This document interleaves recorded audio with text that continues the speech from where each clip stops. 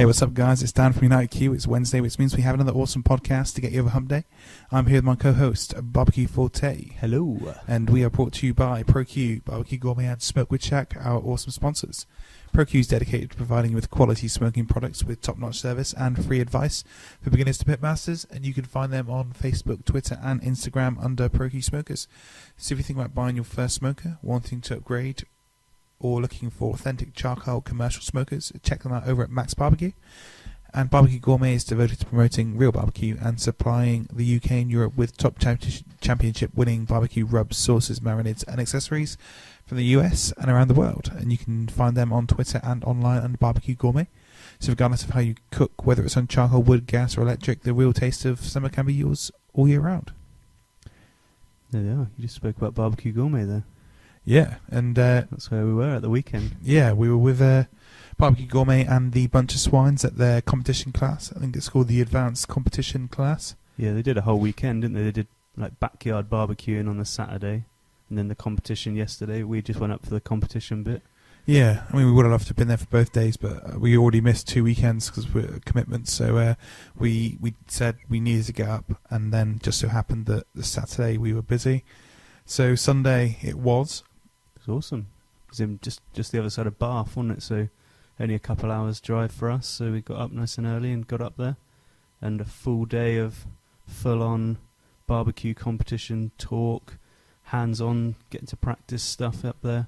Yeah, learning all about their rubs, their sauces, and what makes them such an awesome barbecue team. I think I love the way they did it. It was almost like structured as if they were on a day at competition. So yeah, it's all down to the timings, wasn't it? Yeah, all down to the timings, and Ed and Emma ran us through their sort of competition prep to finish sort of final product, which was amazing to see. I mean, those guys are one of the best teams in Europe right now.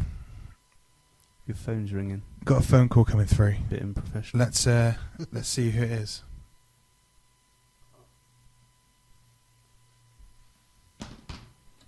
Hello. Dan, James. Hi, James. Just we're live on air right now. So, how you doing? You all right? Yeah, I'm good. Sorry, I was on the phone to Ocado because we're swapping over our manufacturer, and it is a logistical nightmare, in fact. But we're all done now. So, yeah, we've managed to move our supplier to our local butcher, which is really good. Keeps it in the depth. I'm really pleased about that. Awesome. Cool. How you been doing since last time we spoke, only a couple of weeks ago? Well, the listeners of your podcast, the online barbecue community, have proved themselves to be brilliant. I mean, I'm blown away by the enthusiasm that these guys have and it's really strange because I think being a professional cook, more or less, I mean, I'm not used to be a chef, I'm not anymore. I think it's easy for people to underestimate how good a food the non-professional chefs turn out. I mean, some of the stuff that I've seen in the time that I've been sort of following the barbecue community is just amazing. I mean, the quality of food I've always said that I think the quality of the food in the UK's kitchens is great.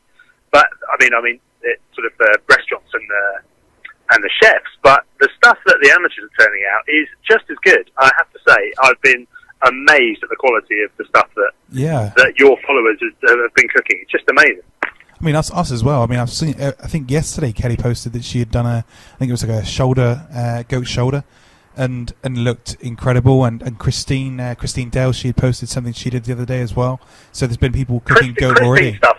Yeah, I mean, like I said, I mentioned briefly in the podcast before about Goatober and barbecue stew, Kung Fu Barbecue Nathan, Kelly, John, the Scottish lass, I can't remember what her name is, sorry, but because like most people online, I remember people by the Twitter feed names rather than their actual names. But, and they all heard on the podcast, thought like I did when we started Cabrito, and they all jumped on it. And people, the crazy thing is, they've not just thought, right, I mean, crazy, but unbelievably gratifying for me. They've not just thought, right, we're going to do this barbecue Saturday, the 8th, let's all get together and do a cook, which is an amazing thing to do anyway. But they've also done trial runs as well, because they want to make sure they get it right. And that's what professional chefs do. Dishes don't go on the menu until you've done a trial and you've perfected it.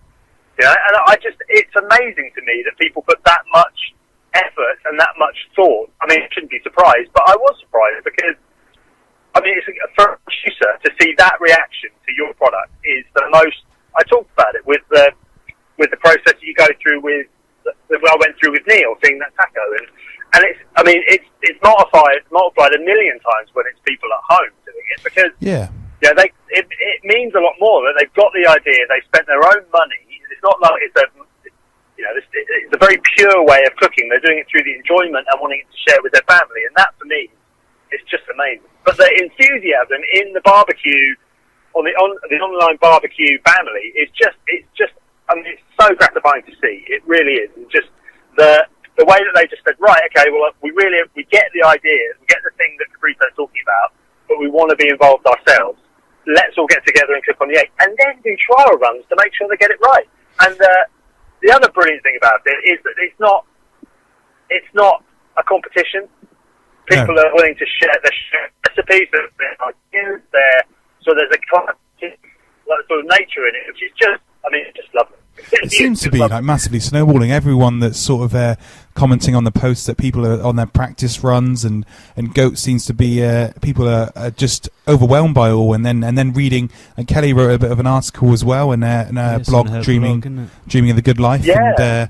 And it seems to be that everyone is sort of getting involved, and I hope it doesn't end on the 8th of October. I hope everyone it's a chance for us to sort of share Goat with the rest of the world and rest of the barbecue community, rest of the UK, and hopefully inspire other people to bring it into their home as well.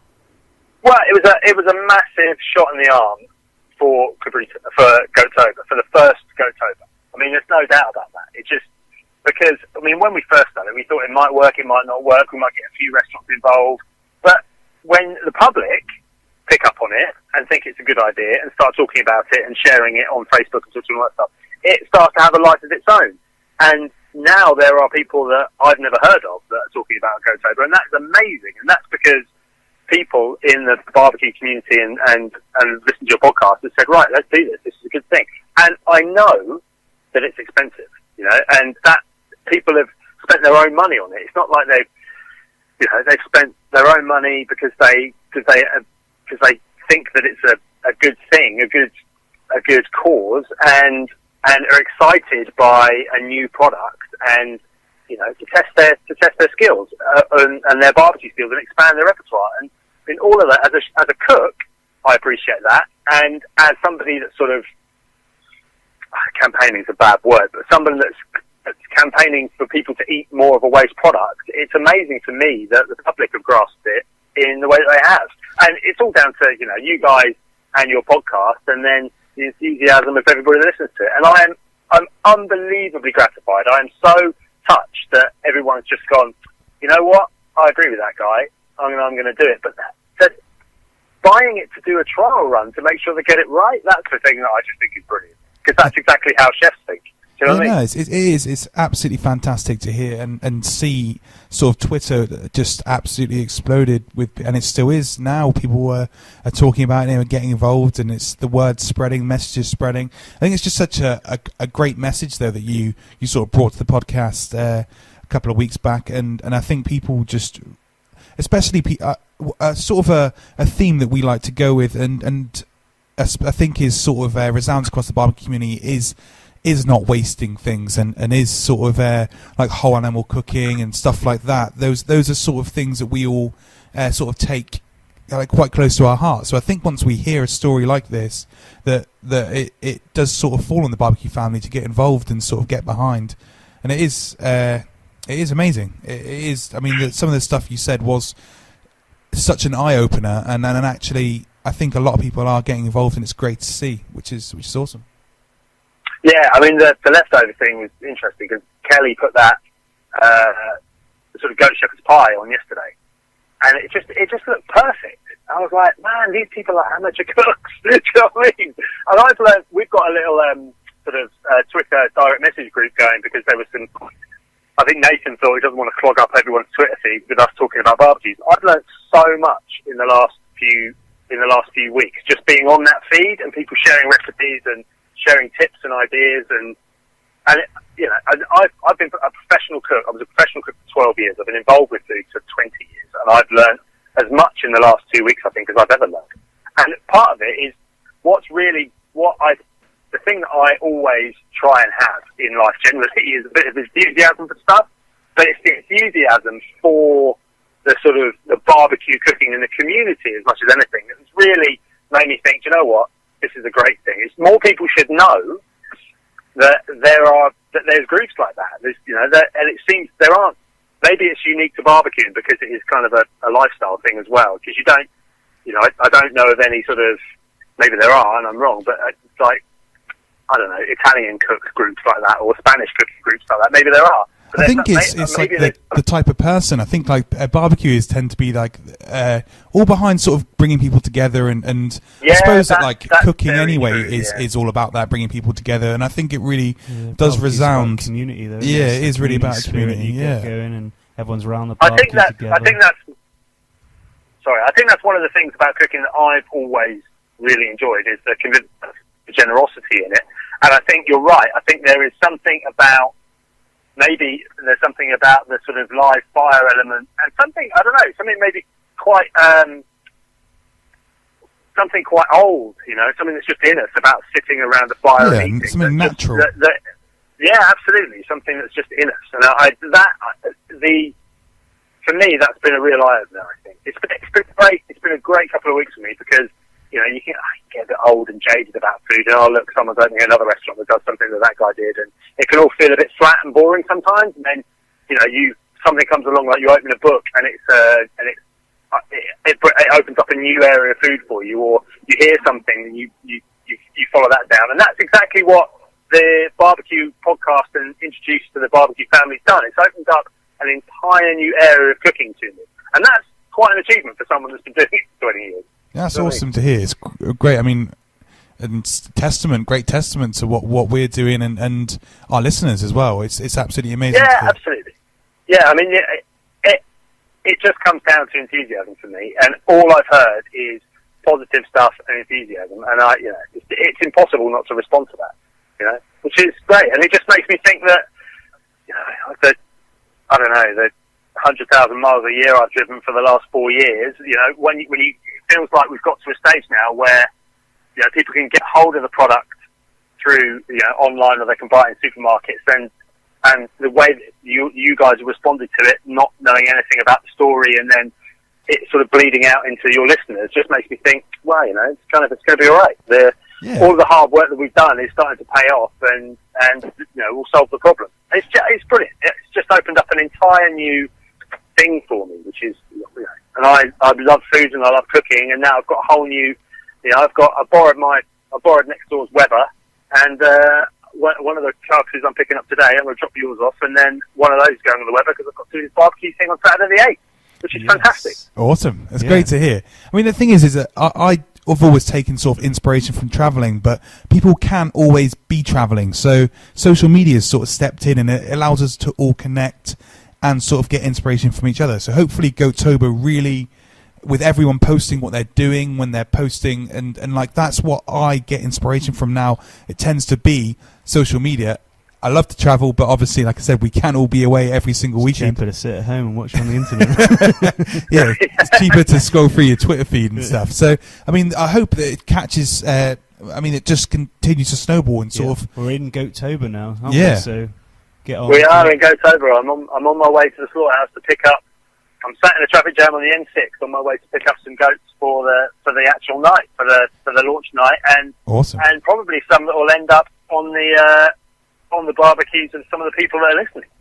Definitely. So I'm so grateful to everyone that listens to the podcast that's got involved, and now the thing I kind of hoped that Goattober would move away from being a PR stunt for Cabrito and be more about the industry and the problems in the industry and solving those problems and proving that these animals have value and they're also delicious, and it will move away from being next year. It will be a bit more independent of me, and then maybe the year after that, and I've even seen where Kelly's from Scotland and obviously Christine's from Northern Ireland, and I've seen the goat companies over there have said that they're looking forward to doing their little bit for Goattober and getting involved with Goattober and stuff. So it's awesome that, I mean, it's something that you sort of your message on the podcast was that you're not just looking for people to buy goat from you, you're looking for the whole, raise the awareness, to raise awareness for everyone, and it seems like immediately you have done that sort of UK wide, and it has had an impact already. Yeah, but again, I mean, Christine went to the Burrowgowan Farm guys and said, I'm doing this Goattober thing, and then I'd already emailed them, so that kind of nudged them to get towards getting involved. And Christine also said, why don't you write to your local MP and ask him to, and I said, ask him to ask a question in Parliament, and it just so happens that my MP, Neil Parish, is chair of the select committee for Desborough. So he's going to, if he gets a question, I jokingly said to Christine, I want to get Goattober into Hansard, the official record of what's said in Parliament. She said, right, let's. So I did, and I got a reply from Neil Parish, and he's going to, my MP, who's going to put it on Facebook and Twitter, and if he gets a question, he will mention Goattober in Parliament. Yes. You know, so I've actually got, I mean, awesome. It'll be amazing. I mean, it'll be ridiculous. But that's the sort of it's gone from the podcast all the way to the government. Yeah. Exactly. we have that it's effect not, all the time. Yeah. and it's not just absolutely. It's not just that that your listeners have bought the product, but they've actually pushed the idea along. They've actually got involved with it and made helped with the PR. I mean, John, who I can't remember his Twitter handle, but John's got a mate who works for the One Show, so he gave me the email address of that guy. I mean, so the enthusiasm I have for it has been picked up and has been embraced by your listeners, and I am so grateful for that, because if it's going to succeed, it needs to be more than one person. It really does, and then I'm going to get. I mean, on Saturday the 8th, I'm supposed to be at a wedding on Saturday. I'm just going to be tied to my phone retweeting these pictures of food, and it's more than I can ever do. It's more than I can ever do on my own. I mean, it needed other people to be involved in it, and now it's got it, and I am just, I'm so grateful. Awesome. It's been a real eye-opening experience for me, and I couldn't have hoped for more. Put it that way. Awesome. Honestly, great to hear. Yeah. So everyone, this Saturday, the 8th of October, get ordering up now. Get yourself involved as well, and make it's it live even bigger than it's already going to be. It's live on the Turner and George website now, so they are. I think they do next day delivery. I think it's free, over 50 quid. Just the Oxford Charcoal Company, he's doing free delivery as part of Goattober as well. Yeah, Matt Williams. He's also got deals on. He's doing I think it's 3 boxes of the mixed lump, and you get 1 box free, I think, as well for Goattober. So he's got some deals going on for Goattober. So he phoned me up after the podcast and said, "Hey, I'd like to do something because I think it's a good idea." So amazing. It's absolutely amazing to hear. I'm really, really pleased that everyone's got behind it, and I'm looking forward to. I mean, my mouth's watering thinking of all the food that's going to be cooked. We can't wait. So thank you very much, I tell you, James. there is one other thing that there is a. We've been asked to put together a proposal for a book, and it's quite difficult to write a book based on a single product. Because obviously, cookbooks are 100 recipes. They've got inspiration from all over the world. But if I do it, there will be a barbecue section in it, and I will need your guys' help to do it. And I promise you that because barbecuing and goat, as we all have found out, go together quite well. But I will ask your guys for recipes and tips, because you guys are the experts, not me, when it comes to this stuff. So I'm sure they'd all love to get involved. I'm sure they'd all absolutely love it. I mean, you're a great guy. We've loved hearing from you, loved hearing the story and getting involved. So I'm sure that we'd all continue to love to be involved and give back even more. Brilliant. Again, thanks to you guys. It all came from you phoning me up and asking to do the podcast. And no worries, bro. Awesome. Speak to you soon. Speak to you soon, bro. Cheers. Bye. Bye. Cool. That was a little unexpected call there. Going off our usual sort of routine of having a guest on the show all the time. We just sat in today, thought we were going to have a chat amongst ourselves, and then James like, have a quick chat about Goattober. Of course, we want to get involved with that. So I mean, I tried giving him a ring earlier and sort of couldn't get through, and now live on air. So let's everyone get involved. Goat October. We're doing a Jack Goat. So look forward to that. I don't want to move it on, but we're going to be cooking on the Jack pan, and that's something we're going to be talking about a little bit later on. But let's just reel things a little bit back. We were talking about the competition class with the bunch of swines, and in collaboration with so we'll be putting out a little video because we've filmed quite a lot of the day. Obviously we're not going to give away a whole video for the day. You need to go onto Barbecue Gourmet and book yourself onto one of their courses if you want to go and find out all of their top tips and tricks and all the secrets. But we're going to put a little summary together, a bit of a recap, and we'll share that video once we've got that out there. Yeah, it's a great location, literally just within a couple minutes off the motorway, off the M4, literally a couple minutes off the M4, just past Bristol towards London. A fantastic location. They do deals on the beds for the night if you want to stay over. It's a Great Western Hotel, I think. Yeah, you can stay for the night. Let's do it next time. Yeah, there's no way I'm going to miss the first day and have a few drinks a day after as well. And I mean, Richard from Barbecue Gourmet brings along all of the rubs and sauces, marinades, injections, equipment, the accessories you need to be able to do it. So you can literally go away from that day with everything you need, and then you can go home and start practicing. And the bunch of swines guys, they share shared with us and with everyone there, like what their sort of championship winning rubs are and the combinations they use, sauces, marinades, etc., injections, and there Richard sat with it all at the back of the room, and you can literally just pick it up straight away, take it home with you, and put what you've learnt to practice. Kind of how the day worked. It was they talk about something, then it's like, right, just go to the back of the room, add that into my fictional basket for now. Then at the end of the day, just pick up your collection of goodies and take them home. I picked up a few things actually. Yeah.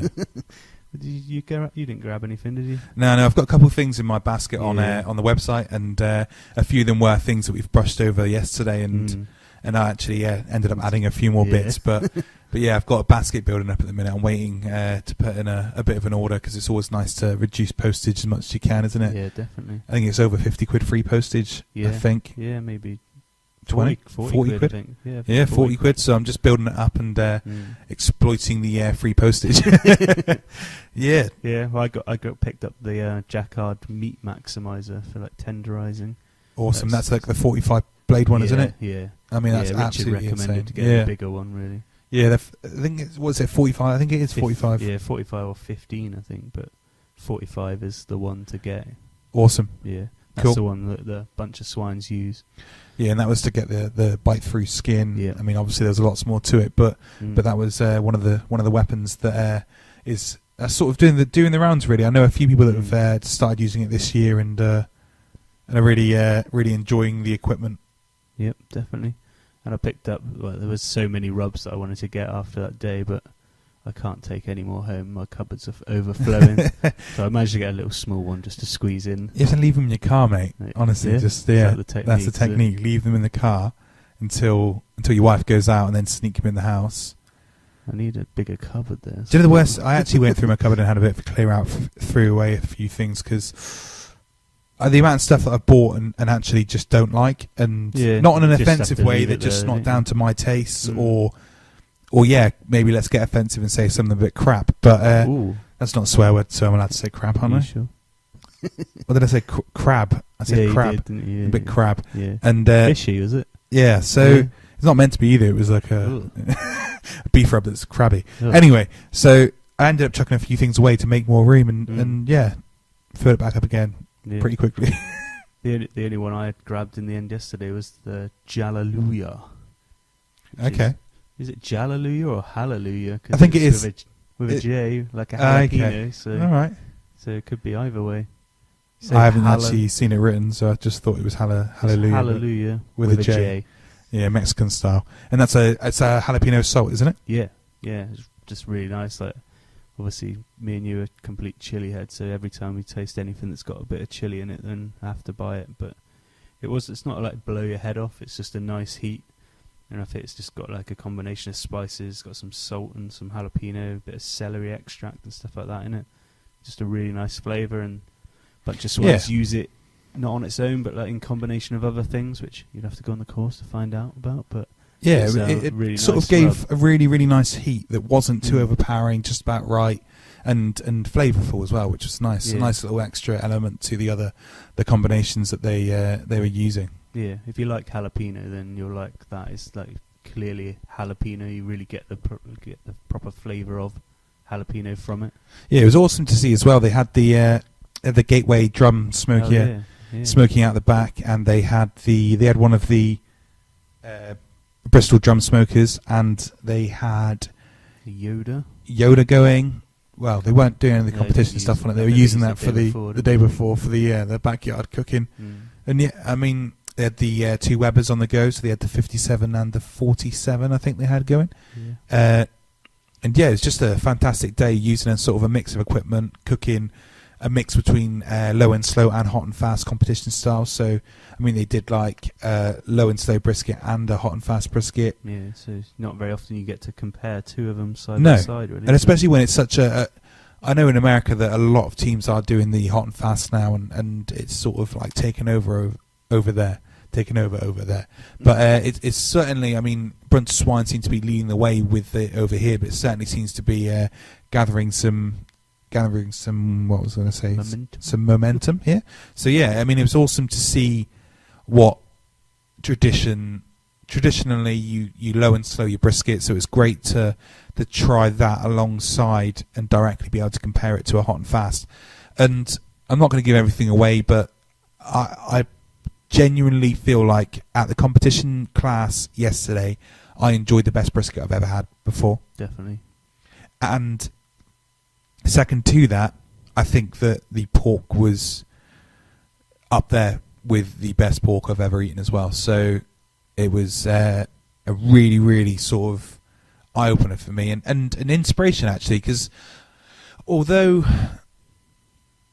we haven't really, I mean, we competed at Pengritty, Yeah. and that was a competition, don't get me wrong, but it wasn't what people would consider a traditional barbecue competition.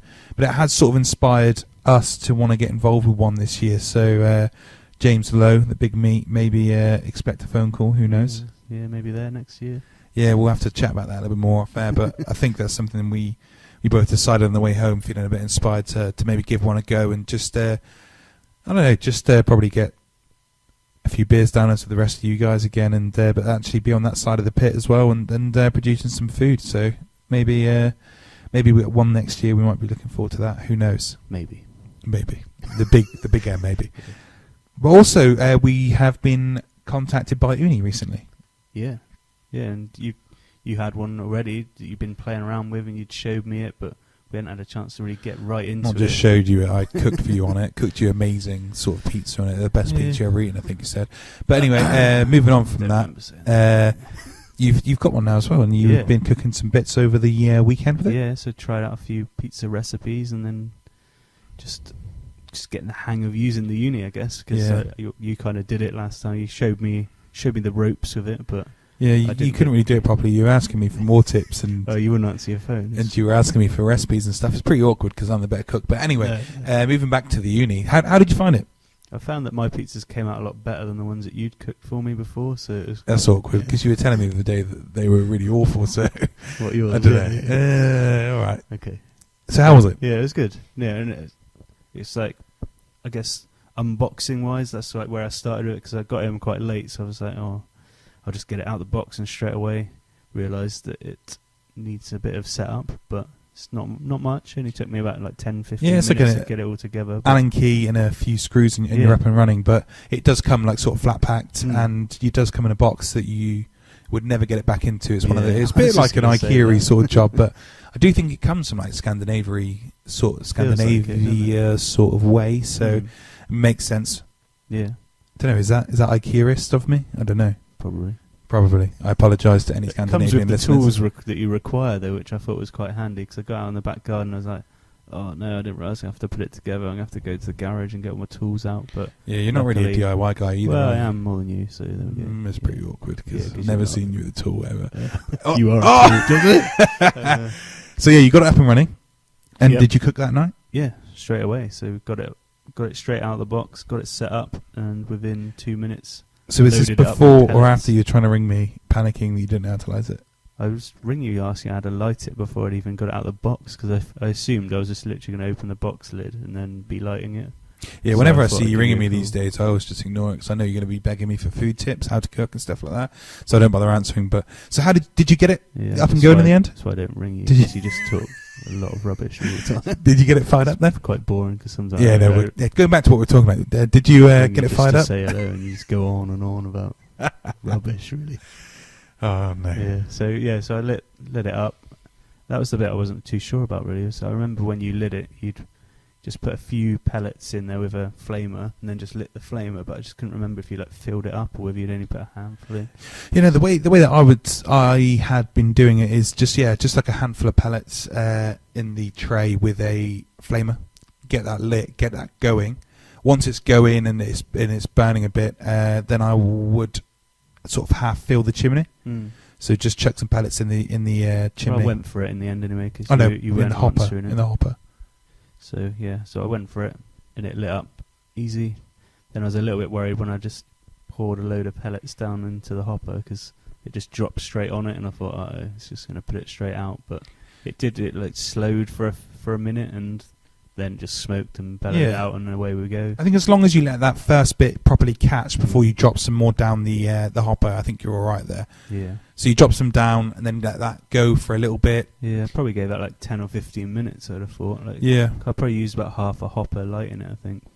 Yeah, Toby Butler said to watch out for like the smoke turning from sort of black to a little bit clearer. Okay. So like when he was lighting, he was saying that after that sort of half hopper burn, and you like then fill it up to the top and stuff, you'll notice it go from like starting up with like a black smoke to then it will then actually, once it's up and running and burning some heat, it will then sort of calm down to a sort of paler blue smoke, which is what we expect from I'm glad our you mentioned barbecues. Toby then, because I forgot to mention how great a service he offered me, because I was literally worried, had an uni but had no pellets, and you weren't going to lend me any because you're not that generous. And so I gave Toby a shout Thursday night, and they were shipped and with me on Friday, so that was awesome. He managed to get them in time for me to cook on. So it's Alfresco Pro, isn't it? Toby's website, Alfresco Pro. I'll confirm that, but I'm pretty sure it is. So so he shipped me some pellets out there, and Awesome. I was away. And you can also get the unis from Uni themselves, I believe. Yeah. And from Go Cook Outdoors. Go Cook Outdoors. I think they're still, well, whether they are or not, they're awesome guys as well. They were donating money to Mind charity for everyone bought. So they've done a lot of work this year as well. They did some fundraising bits at the Big Meat and demos and stuff. So and also they did like a massive pizza cook at Grill Stock. So they've been doing bits and pieces throughout the year, sort of raising money for charity. So those are two awesome places with some awesome guys to get your pizza ovens from. Yeah. I'll definitely, I mean, everyone I speak to, it's one of those things that when you use, you have to buy one. I think I wasn't sure about it. I've been one of those guys that's been thinking about building a pizza oven in my back garden for ages, and toying with the idea, thinking about the cost, thinking about how I want it to look, thinking about, what if I move house? It's sort of like, do you know what I mean? It's an endless thing. So in the end, I was around Marcus's with you and saw, I think Toby brought one with him to use. Oh no, Marcus had one. Marcus had one, didn't Marcus had one. So pizza was on the menu for one of the things we're cooking. So we got the uni fired up, and I got behind there with Marcus and Toby and sort of... You literally went home and ordered it that night. Yeah, literally that You're like, night. I'm getting one, that's it. Yeah, I used it for 5 minutes and I was absolutely sold. I was like, yep, this is bang on, brilliant. So went home, ordered it, and now haven't looked back. And I think it's one of those things that since I've had mine, just through conversation about sort of, I mean, you can tell when people use one, they are quite passionate about it because they are good bits of kit. And I suppose that's how most of us buy stuff anyway, speaking to someone who has something and then them sort of selling it to you without even trying. And I think that since I've sort of been speaking about mine, I know at least sort of like 5-6 people that have bought one just from that. I mean, probably more, but even like non-barbecuers, isn't it? We've got just people in work. at work who like, we're eating a bit of pizza for lunch. It's I love pizza. I bet you guys have got pizza ovens. We show them the uni online, and then about an hour later, you get an email with a screenshot of their order that they've just ordered one as well. Yeah, so. I think there's like 2 or 3 people in work that have ordered them just from us talking about it, which is awesome. So it's great to see people getting behind the uni, and also I've been experimenting a bit with like what else you can cook on your uni, and like Have you I tried sort of that think sizzle pan yet? I've not tried the sizzle pan that I was provided with yet, but I have used my own. I've cooked on the cast iron in there. I've cooked steaks. I've cooked chicken breast. I've done a couple of kebabs in there. Use it like a tandoor. And what I tend to do is I put the cast iron in onto the stone, and it gets super super hot. So it's quite nice to have like one of the cast irons with a handle. So you then bring it back out, drop your steak in, so it's on this incredibly hot cast iron plate.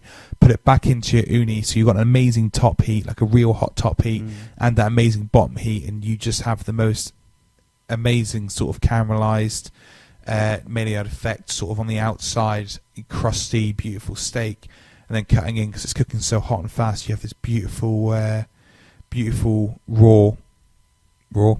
Sorry, I got a text through and I was reading the text as I was speaking there. You shouldn't a beautiful. multitask. You can't do that. Yeah, I'm not. I've told you about that before. Yeah, not a woman.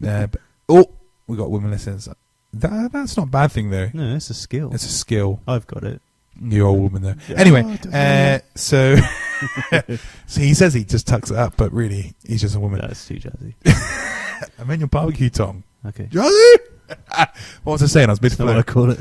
Yeah. So, and you get the perfectly like rare inside, which is what I'm looking for with my steak. I mean, obviously you can leave it a bit longer and go to whatever you want, but yeah, I'm looking for a rare to almost blue, and with the uni that sort of temp, I get it.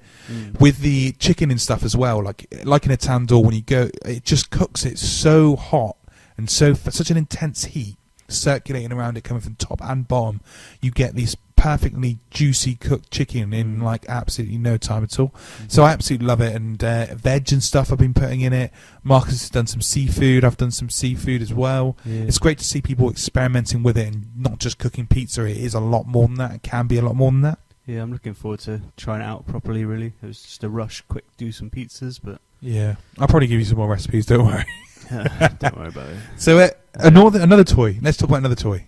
I was going to my one last thing. No one wants to.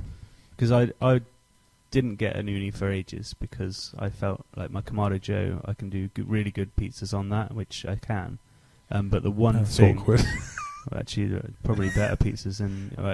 let's not go into that anymore. So the one thing that I did think was awesome about it was literally probably half an hour after I'd finished cooking, I went out there and the uni was cold enough for me to lift it off my table and put it back in the shed. Kamado, definitely not. Hours later before I can pack that away because of the heat. So I really like that as a feature for what it is. When I brought mine into work to cook for us, it was literally we enjoyed our pizzas, sort of sat there, and we were like, oh, this is awkward. I'm not going to be able to go home now for hours. I'm going to have to wait for it to cool down. Literally walked back through. We'd let it burn out anyway. Walked back through, and the dishes and went back. The dishes went back around and then touched it, and it was cool, and it was fine. And I put it in the car and then took it home. So it's remarkable how it goes from so hot to so cold so quickly. It really does mean it truly is portable. Yeah, I mean, so lightweight. I'd happily take that to my mum and dad's for the evening if we went down for a barbecue. Take it with me, and I did no planning at all. Woke up in the morning, put it in my car, brought it to work, cooked on it, crapped myself because I didn't think I'd be able to get it. Crabbed myself because I didn't think I'd get it back. But sorted it back in the car, drove home again. Like it was like an absolute no-brainer. Absolutely simple. I've seen Marcus has taken his to the beach. I've had mine down at my caravan. I've been camping with it. We've done all sorts. So yeah, they are truly portable bits of kit, which is awesome.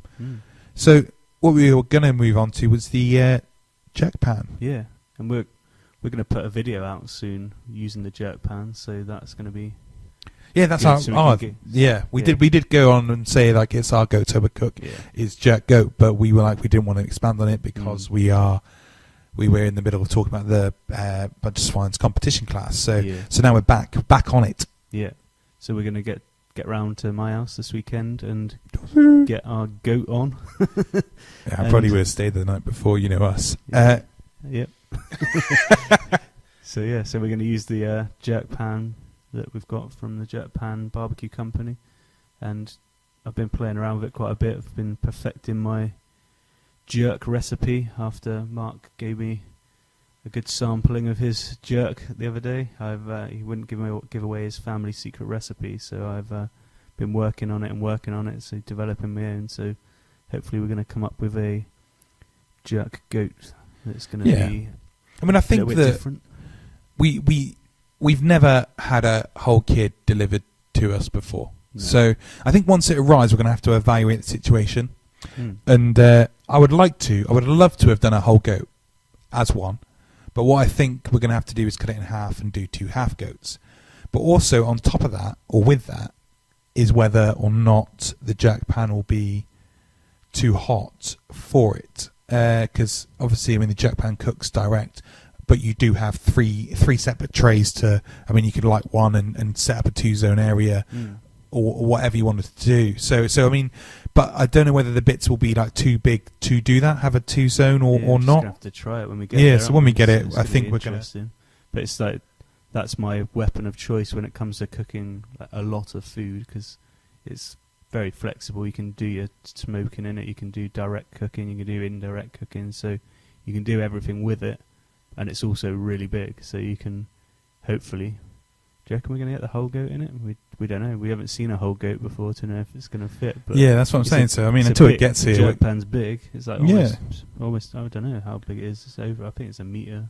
Must be at least a meter. It's quite nice because the top shelf is there's 2 shelves. There's 2 cooking shelves in the jerk pan. So I mean, and the top shelf is quite big. So I mean, if we could fit it in there and get it laid out in there, that would be absolutely bang on. Yeah. If not, we could switch them around and keep them sort of switching around and cooking in there.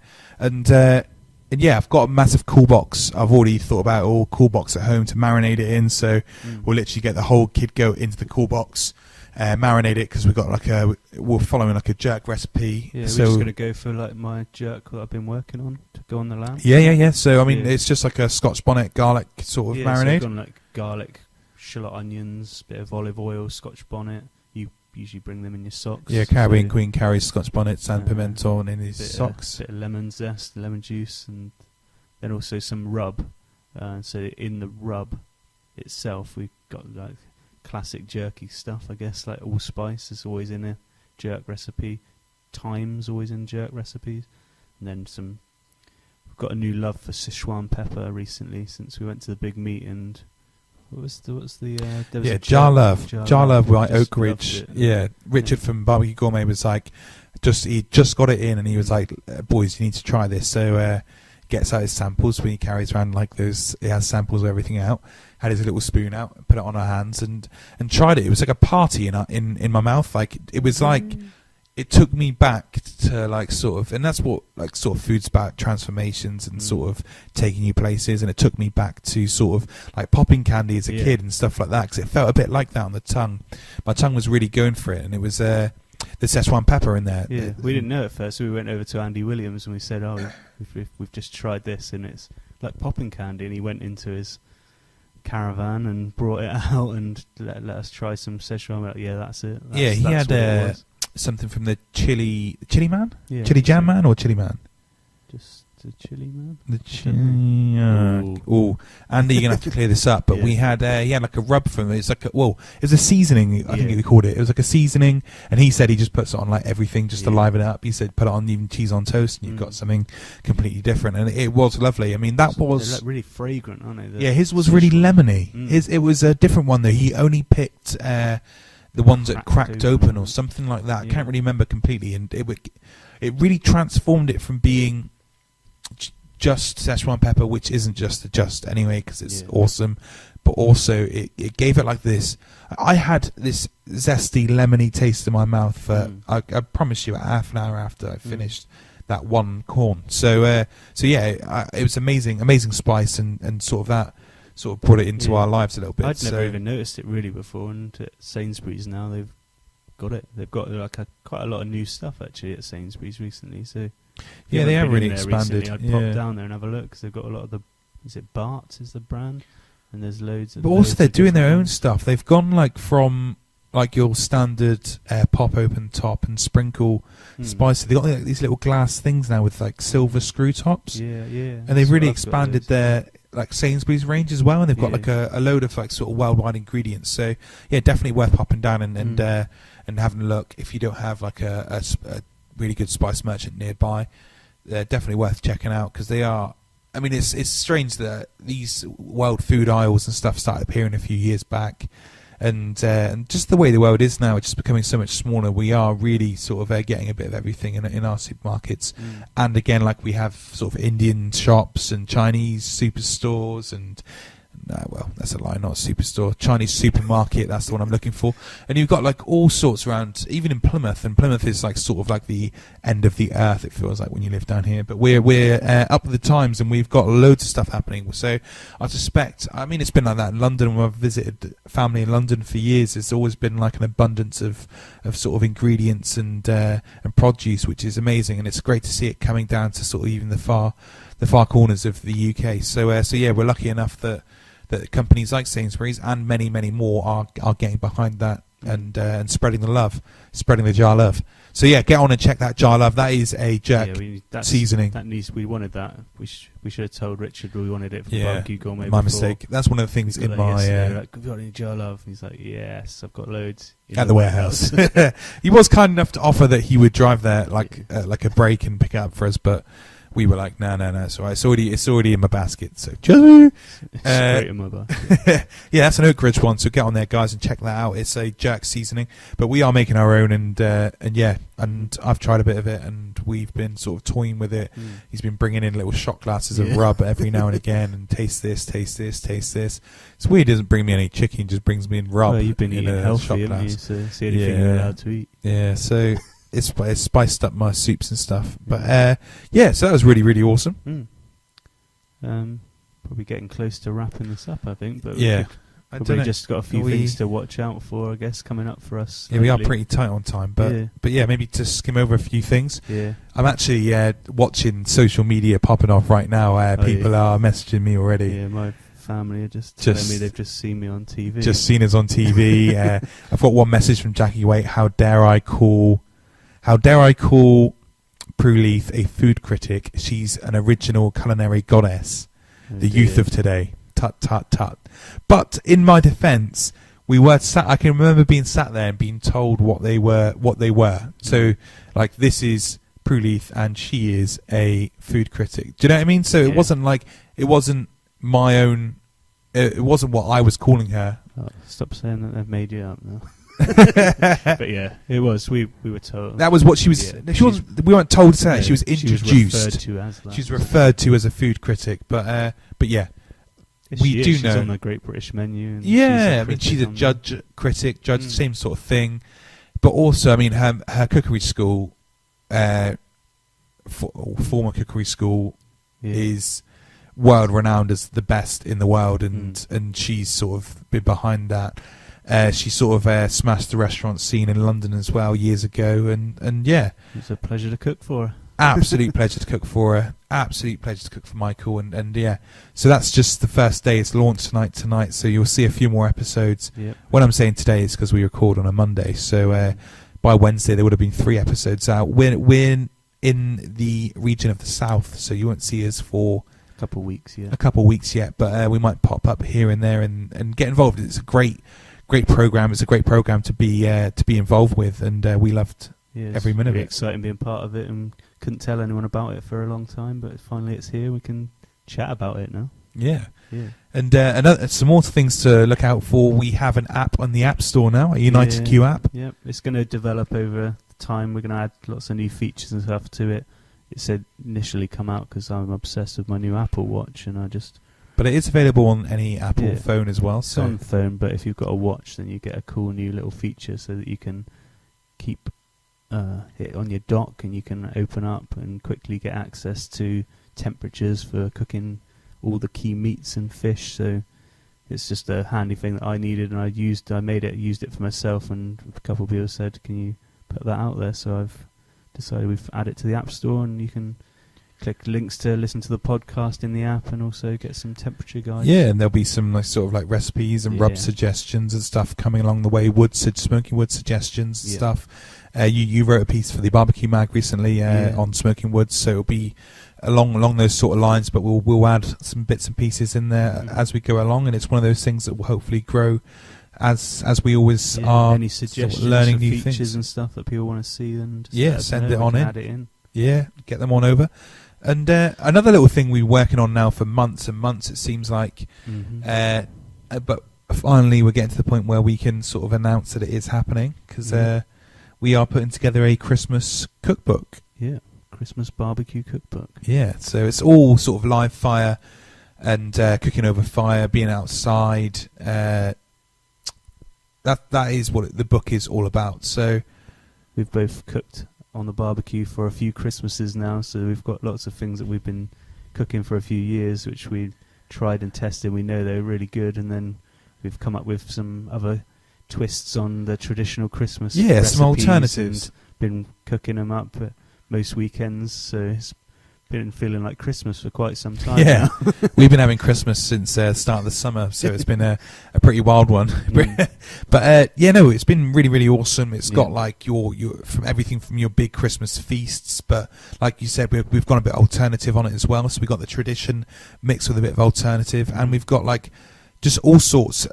Things to snack on leading up to Christmas breakfast, Christmas brunches, Christmas lunches, Christmas afternoon snacks. All your little stocking fillers. Yeah, everything to keep you going over the festive period. And it's not just a Christmas cookbook. It is a lot more than that. And it's all about alfresco living and cooking outside and sort of being out in the elements and enjoying it. And it's not just a summer thing. It's a lot more than that.